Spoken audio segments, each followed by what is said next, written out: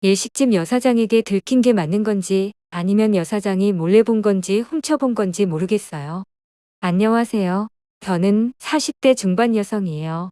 참고로 키는 160이고 머리는 기른 편입니다. 저는 평소 PT로 관리를 하고 있어 50kg를 넘긴 적은 없습니다. 외모는 다들 저보고 예쁘다고 하는데 저는 그렇게 예쁘다고는 생각하지 않거든요. 성형은 코만 조금 했어요. 집안 내력으로 눈은 크고 쌍꺼풀은 수술한 것처럼 윤곽이 뚜렷해요. 저는 화장 안 하는 날은 거의 없습니다. 그러다 보니 다들 실제 나이보다 어리게 보더라고요. 저는 아이는 둘이고 남편에 대해서는 밝히지 않을게요. 저는 서울은 아니고 지방광역시에서 살고 있습니다. 서울 살 때보다는 덜하지만 나름 문화생활이나 여가를 즐기면서 살기에는 좋은 편이에요. 제가 남친을 알게 된 건 2년 전이에요. 그리고 깊은 사이로 만난 지는 1년 정도 되었네요. 남친은 서울에서 계속 있다가 저를 알게 되면서 제가 살고 있는 광역시로 내려왔습니다. 회사를 다른 곳으로 옮긴 건 아니고 여기에도 지점이 있어서 오게 되었어요. 남친은 30대 후반이고 미혼이에요. 그리고 키도 크고 얼굴은 준수합니다.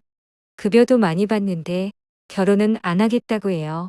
30대 초반에 여자 동창과 사귀다가 헤어졌는데 그 뒤로 결혼은 안 할 거라 다짐했다 하더라고요. 남친을 처음 알게 된 건 제 여고 동창이 서울에서 운영하는 두다리 주점이에요. 2년 전에 두다리 주점에서 여고 동창 모임을 했는데 무려 10명이 모였어요.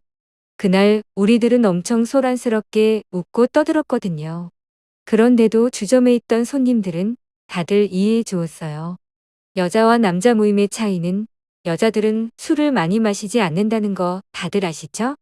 그날 제가 화장실을 가는데 술 취한 남자가 자기 명함을 건네는 거예요. 다음에 꼭 연락을 달라고 하면서요. 저는 술 취한 사람이 주정 부리는 걸로 당연히 생각하고 명함을 받지 않으려고 했어요. 그런데 친구가 운영하는 주점에 혹시라도 누가 될까봐 알았다고 하면서 받았어요. 그랬더니 그 남자는 꼭 연락을 달라고 해서 일단 대답은 알았다고 했어요. 저는 화장실에 다녀와서 명함은 확인도 안 하고 찢어버렸어요. 그 후 일상적인 생활을 하고 있는데 두다리 주점을 운영하는 친구한테서 전화가 걸려와서 받았어요. 남자 단골 손님이 저하고 꼭 식사를 하고 싶다는 거예요. 저는 대략 짐작을 했어요. 지난번에 술 취해 명함을 저에게 건네준 손님일 거라고요. 저희 예상은 맞았습니다. 두다리 주점 친구 말에 의하면 잘생겼고 좋은 기업에 다닌다고 하더라고요. 그리고 오랫동안 봐와서 잘하는데 이런 경우는 처음이라고 하면서요. 또한 오랜 기간 제 친구나 여자 손님들에게 질퍽거린 적도 한 번도 없었다고 하더라고요. 몇 달 후에 기회가 되어서 그 남자와 점심을 먹게 되었어요. 나름 설레었고 시간 가는 줄 모르게 즐거웠습니다. 그렇지만 저는 더 이상은 만나지도 연락도 하지 않으려고 했어요.